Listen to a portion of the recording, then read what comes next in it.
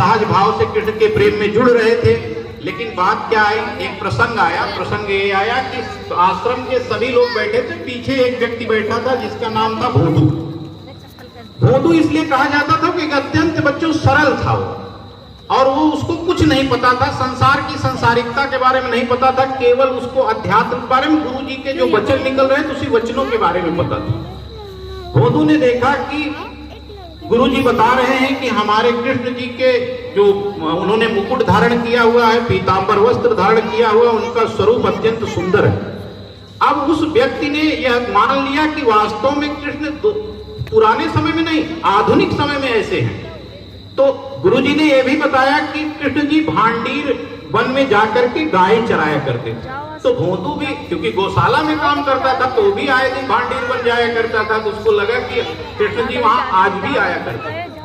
ये बताते हैं कि वहां गुरु जी के कहने के अनुसार वह रूप स्वरूप का दर्शन करते हुए उसने क्या किया कि भांडीर वन में ईश्वर की खोज करना शुरू कर दिया।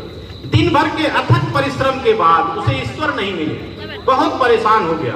फिर भगवान श्री कृष्ण जी के मन में आया कि ये अत्यंत सरल व्यक्ति है, क्योंकि ईश्वर दर्शन किसको देते हैं, जो सबसे सीधा और सरल होता है। कहते हैं ना कि सनाथ जान आपको, करो न गर्व चित्त में, अनाथ कौन है यहाँ, त्रिलोकनाथ साथ हैं, दयालु दीन बंध के बड़े विशाल हाथ। वो जो दीन बंधु हुए, दीनों के स्वामी हैं, ईश्वर है, उनके बड़े विशाल हाथ हैं, सबको देखते हैं वो। और उन्होंने क्या किया, भोंदू को दर्शन देने का प्रयास किया। और ऐसे में गायों का देखा भोंदू ने कि एक झुंड चला आ रहा, उसी बीच से एक स्वरूप आ रहा है। उस स्वरूप में जो गुरु जी ने बताया था उसी रूप को धारण किए हुए कृष्ण जी आ रहे हैं। कृष्ण जी उनके पास पहुंचे तो भोंदू कृष्ण जी को देख रहे हैं और कृष्ण जी भोंदू को देख रहे हैं, दोनों जन बैठ गए एक जगह। ऐसे में कृष्ण जी ने कहा कि अब हमको बुला लिए हो तो कुछ खिलाओगे? तो उसने कहा हाँ कुछ लिए हैं। तो जो लिया था उसने अर्पित कर दिया। अब उतने खाने के बाद कृष्ण जी ने और डिमांड किया, भाई और चाहिए और तो उसने कहा कि आज तो नहीं है। तो कहे कल फिर ले आओगे? कहे हाँ कल फिर ले आए। ठीक है, आश्रम चला आया, किसी से बताया नहीं ये घटना। सीधे दूसरे दिन रसोइये के पास गया और ज्यादा से ज्यादा उसने चीजें ले लिया, अच्छी अच्छी चीजें ले लिया, भगवान को खिलाना था, उसको चलाया। अब जब वो निकलने लगा तभी उस रसोइये ने जाके गुरुजी को बता दिया कि गुरुजी आज तो भोंदू ने बहुत ज्यादा चीजें इकट्ठा कर लिया है। तो गुरुजी कहे कि भोंदू तो बड़ा सरल आदमी है, वो तो झूठ बोल ही नहीं सकता। तो आए जब गुरुजी उससे पूछे कि क्या करोगे इतना ले जाके, तुम तो 2 ही रोटी खाते हो। तो उसने कहा कि नहीं, ये आपने गुरुजी आपसे मैं थोड़ा सा एक चीज छुपा लिया हूँ, कल भगवान मिले थे। तो गुरुजी हंसने लगे, कहे तुमको भगवान मिल गए? कहे हाँ। तो कहे कि ये क्या करोगे? कहे उनको खिलाना है, कल हम कम खिलाए थे, बड़ा नाराज हो रहे थे। तो कहे अच्छा। तो कहे अच्छा ले जाओ, लेकिन आज जब मिलेंगे तो शर्त ये है कि तुम उनको ले आना यहाँ तक, बोलना कि गुरुजी भी मिलना चाहते हैं। तो उसने कहा कि ठीक। अब वो लेकर वहां चला गया।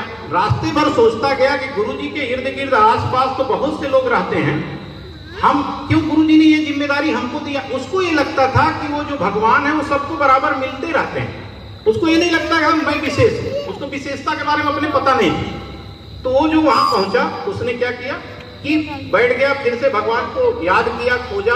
तो थोड़ी देर बाद ईश्वर उसी स्वरूप में फिर से आ गए गायों के साथ। भगवान ने कहा आज कुछ ले आए हो? कहे हाँ ले आए हैं। कहे खिलाओ?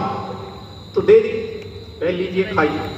अब वो खाते खाते जैसे ही उन्होंने शुरू किया खाना तो भोंदू ने कहा एक बात है। कहे क्या? कहे आज आपको मेरे साथ आश्रम भी चलना है। अब भगवान चौंक गए कि ये कौन सी नई शर्त रख दिया इसने। तो कहे नहीं आश्रम तो नहीं चलेंगे, क्योंकि देखो हम तुमको जानते हैं, तुमने मुझे याद किया, मैं तुम्हें दर्शन दिया, अब तुम्हारा हमारा व्यवहार है, तुम मेरे मित्र हो, बस बात यही खत्म।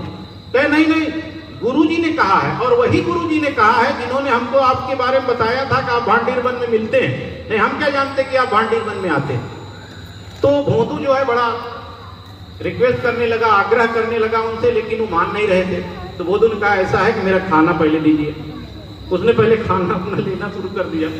अब खाना जो भोजन जो है प्राप्त कर रहे थे भगवान, और उसको उसने भगवान ने कहा उससे कि देखो मुझे प्राप्त करने के लिए तमाम लोग प्रयास करते हैं और मैं तुम्हें सहज प्राप्त हो रहा हूं और तुमसे ये प्रसाद ग्रहण कर रहा हूं, फिर भी तुम।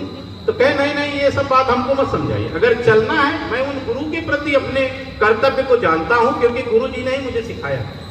अगर आपको चलना है तो खाइए, नहीं दीजिए। अब ऐसे में भगवान कहे, अब भगवान कुछ बोल पाते, इससे पहले वो ले लिया अपना सब कुछ और ले करके वहां चल दिया, कहा अब हमारा आपका आज से व्यवहार खत्म। अब लेकिन ईश्वर का प्रेम इतना उस भक्त के प्रति था कि उन्होंने उसका पीछा करके, दौड़ करके उसे पकड़ा और कहा कि तुम जहां ले चलोगे वहां मैं चलूंगा, लेकिन तुम्हारे द्वारा दिया गया